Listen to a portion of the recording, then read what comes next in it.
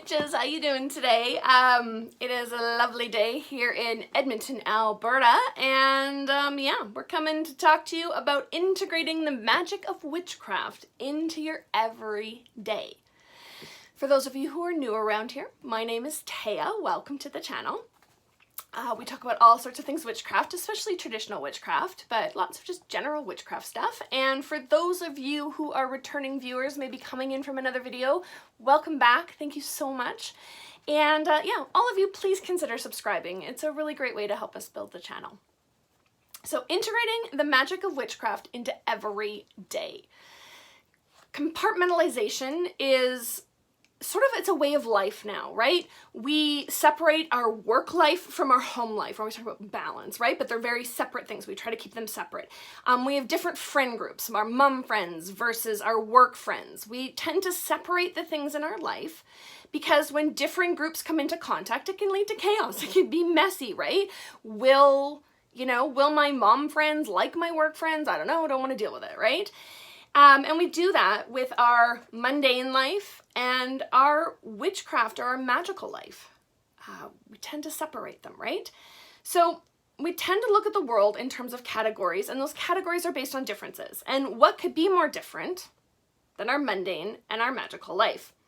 So we go about our business in our mundane life, right? We get the chores, we're cooking dinner, we're taking care of the kids, we're running errands, and then we kind of get to throw off the shackles and let loose in our magical life, right? Oh, it's a Sabbath. I get to let loose a little bit today and have some magical fun. And, but what if it didn't have to be that way? What if we could experience the wonder and enchantment of our magical lives as part of our everyday mundane life? What if witchcraft could be part of our everyday?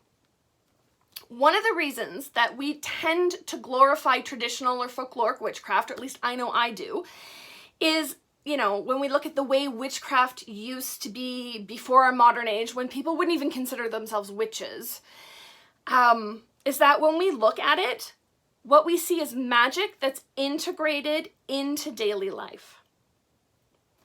We think of people who lived their magic every day, people who spent their lives close to nature, who saw the world through a lens of magic.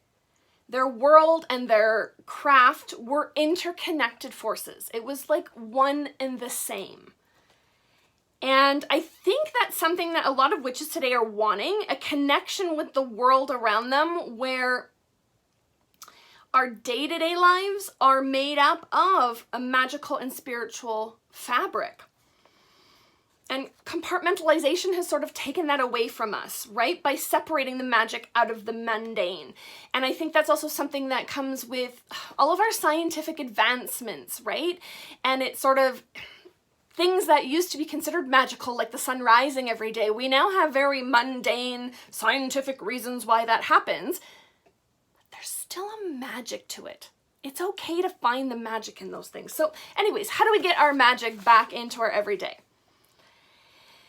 Integrating our witchcraft, our magic, into our everyday lives isn't about what we do so much as how we think. In reality, every part of our lives are steeped with magic, right? We just need to see it. We've been trained not to see the magic in the world around us, and I think, again, that's something science has sort of pulled us away from. Seeing that magic is in nature, right? And that's easy, like rocks and trees and plants have magic, but so do cell phones and laptops and cars. And again, I know that's a very scientific reason for the way that they work the way they do, but right, you turn the key in your car and there's this spark of ignition, and that's magical, right? That's so cool. It's like, oh my gosh, like we miss out on that magical component. And we have to look for ways that we as individuals can connect deeply with the world around us, and it's not always easy. So here's my idea, if you will, right? We need to find a handful of practices or aspects of our life that let you slip into that magical state of consciousness. And we need to pull them into our everyday life. So something like dialoguing with the divine, right? For those of you that, have a connection to spirit or the universe or, the witch father and the witch mother. When we're doing our spell work, we tend to pull that in, right? And we dialogue. But do you do that on a daily basis? Connecting with the spirit of your home, your neighborhood, your city, right? Those all have like there's a magical sort of component to all of that. Do you seek it out and connect with it on the daily? Right? Often we work with our ancestors during, right, spell work and ritual, but do you work with your ancestors on the daily? When you're paying your bills and you're like, oh, I just don't feel like it. Do you, I don't know, call on your ancestors for support and just be like, hey, can I get a little extra love right now so I can get through this thing? Incorporating energy work, breath work, or meditation, right? If those are things you do as part of ritual, as part of, right, your spell work, bring them into your daily. Practice your breath work or practice your meditation when you're on the bus on the way to work, right? Maybe you don't drive, but you take the bus or you go in an Uber, I don't know, right? But practice your meditation at that point. Can you see auras or do you have psychic abilities, right? Use those skills day to day. When you're standing in line at the bank, look around and check out the auras of the people around you. Find that magic. Right, psychically look ahead to the teller and how's her day going? What's her mood like? And right, so you can kind of, again, when you get up, there's no surprises. You know what's going on. Use those skills. Connecting with the plants in your area. Like when you're out walking the dog, what plants do you see? Right, then go home and look them up and find out their magical and their medicinal correspondences, right? And then when you're out walking, you can recognize them and say hello to them and sort of convene with those spirits.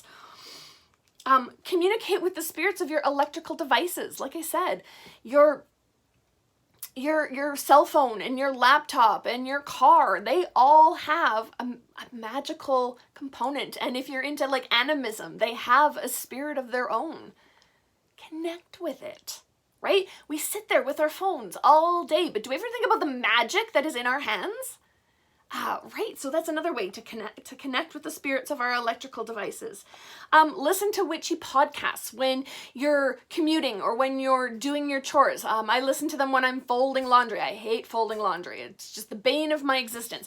But I make it a chance, that's my chance to really listen to a podcast and kind of get into it while I'm doing something mindless, right?